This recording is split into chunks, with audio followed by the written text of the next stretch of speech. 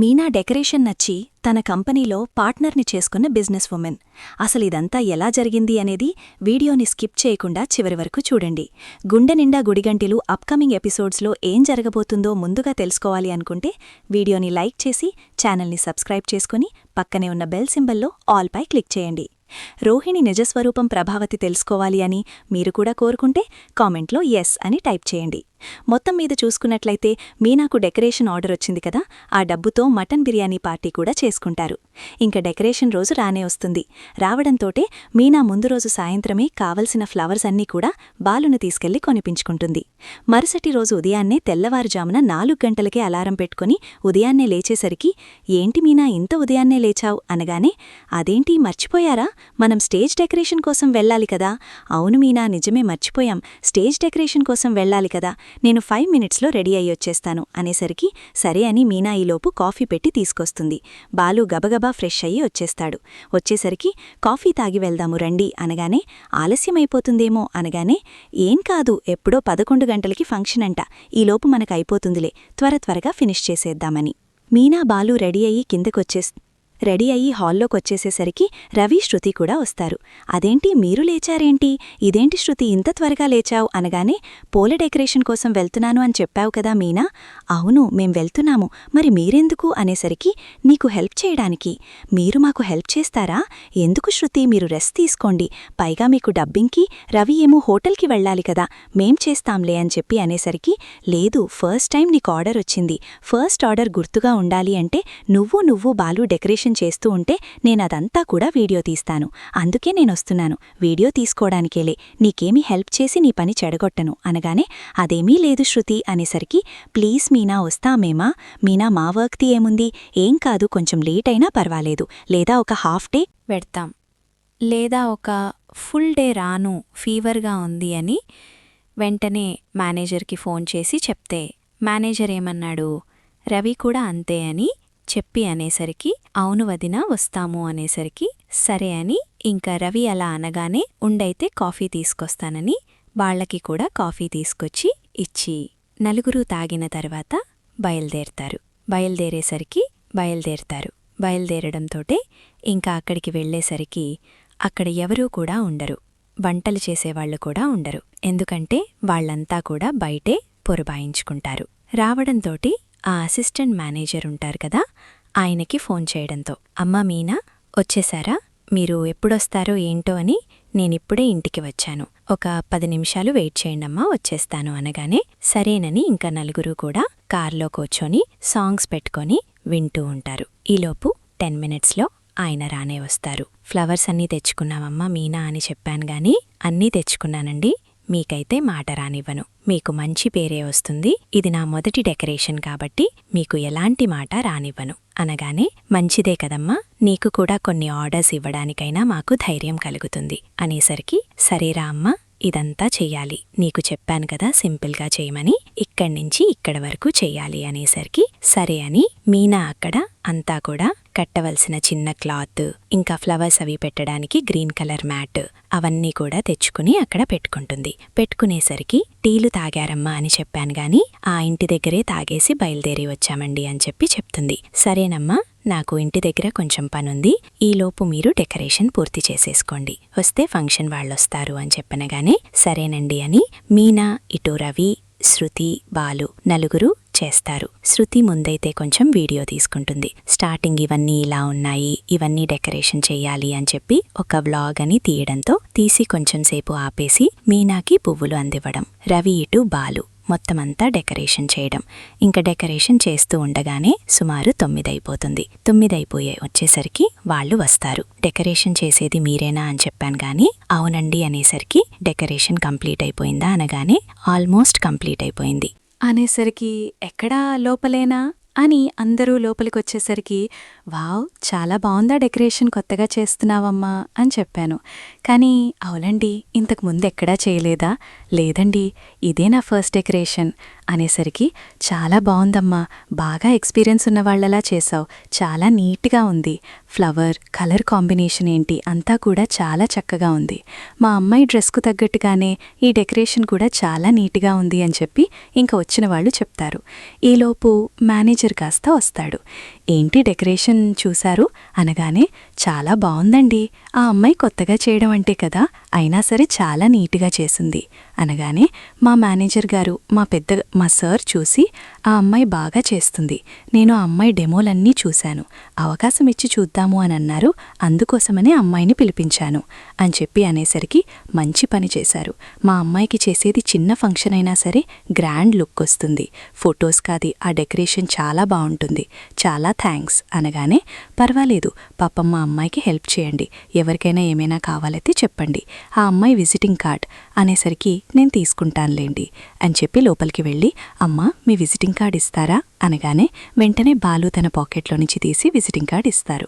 ఏమైనా ఆర్డర్స్ ఉంటే చెప్పండి అనగానే, సరే ఖచ్చితంగా అమ్మా, మీరు మధ్యాహ్నం భోజనానికి రావాలి, ఖచ్చితంగా వచ్చి తీరాలి, అయ్యో మేమే వస్తాము అని మీరు అనుకోవద్దు, తప్పకుండా రావాలి, ఇక డెకరేషన్ అయిపోయాక ఇంటికి వెళ్ళి మీ 2 జంటలు వచ్చి మా అమ్మాయిని ఆశీర్వదిస్తే మేం చాలా సంతోషంగా ఫీల్ అవుతాము అని చెప్పనగానే, సరేనని ఇంకా అక్కడ డెకరేషన్ అంతా పూర్తి చేసి బాలు మీనా వాళ్ళు ఇటు రవి శృతి వాళ్ళు ఇంటికొచ్చేస్తారు. మరి మీరు ఆఫీస్ వెళ్తారా శృతి అనగానే, లేదులే మనం ఫంక్షన్కి వెళ్దాం, అక్కడొచ్చిన వాళ్ళందరూ కూడా ఎలా మాట్లాడుకుంటారో ఏంటో వినాలని ఉంది అనేసరికి, సరే అయితే వెళ్ళి రెడీ అవ్వండి అనగానే, సరే అని రవి శృతి గదిలోకి వెళ్ళిపోతారు. ఏమ్మా మీనా డెకరేషన్ పూర్తయిపోయిందా అనగానే, అయిపోయింది మామయ్య, ఇదిగోండి డెకరేషన్ అంటూ బాలు ఫోన్లో తీసిన ఫోటోని కాస్త చూపిస్తుంది.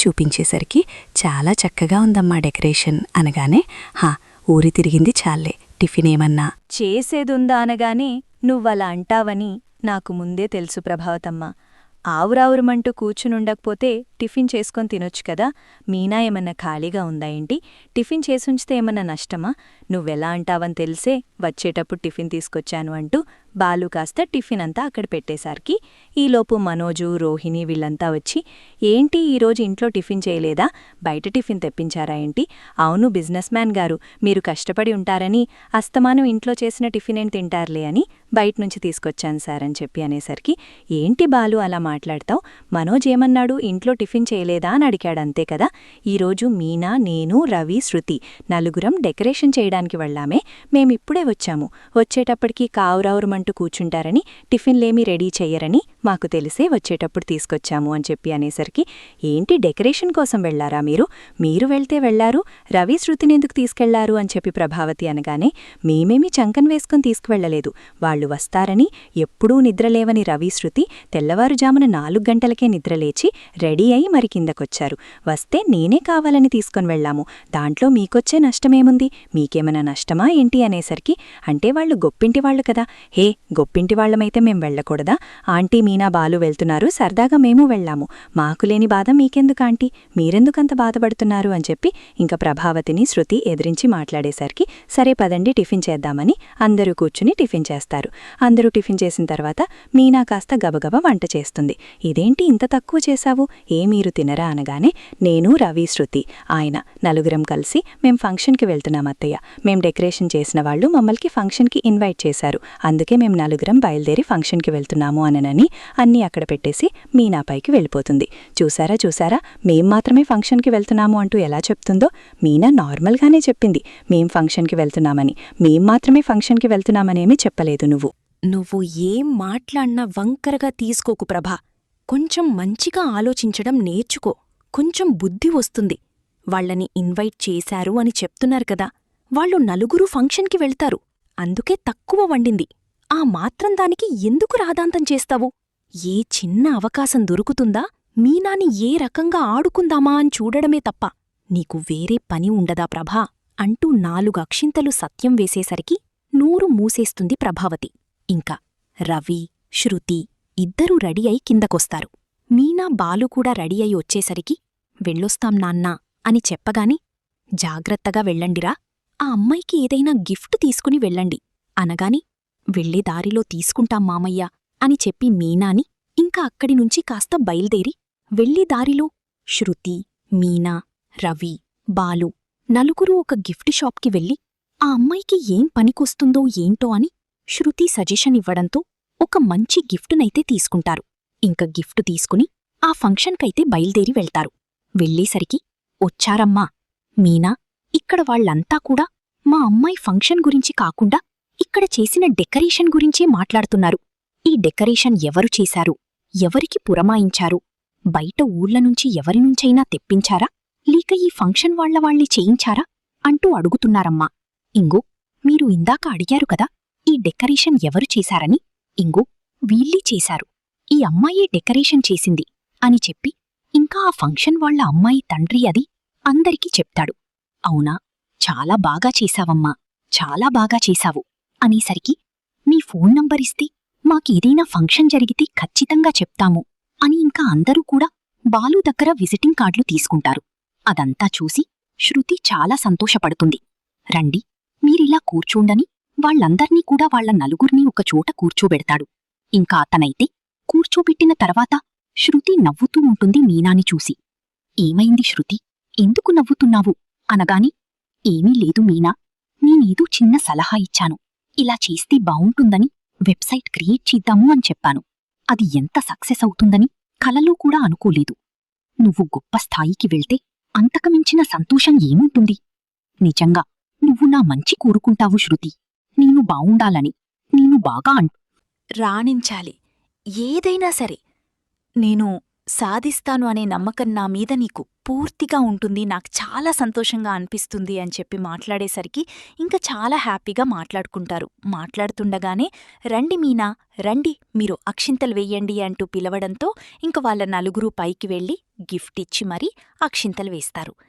ఎందుకు మీరు గిఫ్ట్ తీసుకొచ్చారు, మీరు రావటమే మాకు చాలా సంతోషంగా అనిపిస్తుంది అనగానే, అయ్యో, తనకు గిఫ్ట్ ఇవ్వకుండా ఎలా వస్తాము, గిఫ్ట్ ఇచ్చి ఇంక వాళ్ళు కాస్త వెళ్ళి భోజనం చెయ్యండి అనగానే భోజనం చేసే దగ్గర కూడా చెప్పుకుంటూ ఉంటారు. చెప్పుకుంటూ ఉండేసరికి ఇంక ఇలా మీనా అలా అలా అంటే వాళ్ళు ఎవరైతే ఫంక్షన్ చేశారో వాళ్ళ బాస్ వస్తారు. ఆవిడ ఇలాంటివన్నిటికీ కూడా ఆర్గనైజ్ చేస్తారు. అంటే ఒక డీలర్షిప్ చేస్తూ ఉంటారు. ఏదైనా చెయ్యాలి అనుకుంటే వాళ్ళ కంపెనీ పేరు మీద, అంటే వాళ్ళు ఈవెంట్స్ చేస్తూ ఉంటారు, వాళ్ళ కంపెనీ పేరు మీద ఇలా ఏవైనా అగ్రిమెంట్స్, ఇలా డీలర్షిప్లు ఇస్తూ ఉంటారు.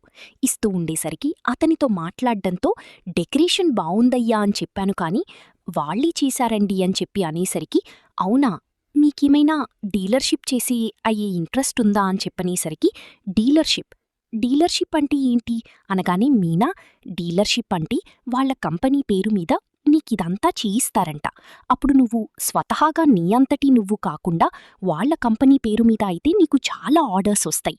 అప్పుడు నువ్వు అన్నీ డెకరేట్ చేసుకోవచ్చు, వాళ్ళు కూడా నీకు అన్నీ ఇస్తారు అని చెప్పి అనేసరికి, అవన్నీ నాకు తెలీదు శృతి అని చెప్పి అనగాని, నీకు తెలీకపోతే నేనున్నాను కదా, నేను చెప్తాను, డీలర్షిప్ చేయడానికి మాకు ఇంట్రెస్ట్గానే ఉందండి అనేసరికి, సరే అయితే నేను ఒకసారి కబురు పెడతాను, అప్పుడు మీరు వద్దరుగాని, మీ ఫోన్ నంబరు అనగాని బాలు దగ్గర లాస్ట్ విజిటింగ్ కార్డ్ ఉంటుంది, ఇదిగోండి మా విజిటింగ్ కార్డ్ అనగాని, విజిటింగ్ కార్డ్ నీ పేరు మీనా అని చెప్పి అనగాని, అవును అనేసరికి, సరేనమ్మా, నేను కనుక్కుని ఫోన్ చేస్తాను అని చెప్పి తను ఒక లేడీ, అంటే ఇలాగా తన కాళ్ల మీద తను నిలబడాలి అనుకున్న ఆడవాళ్లందరికీ కూడా సపోర్ట్ చేస్తూ ఉంటారు.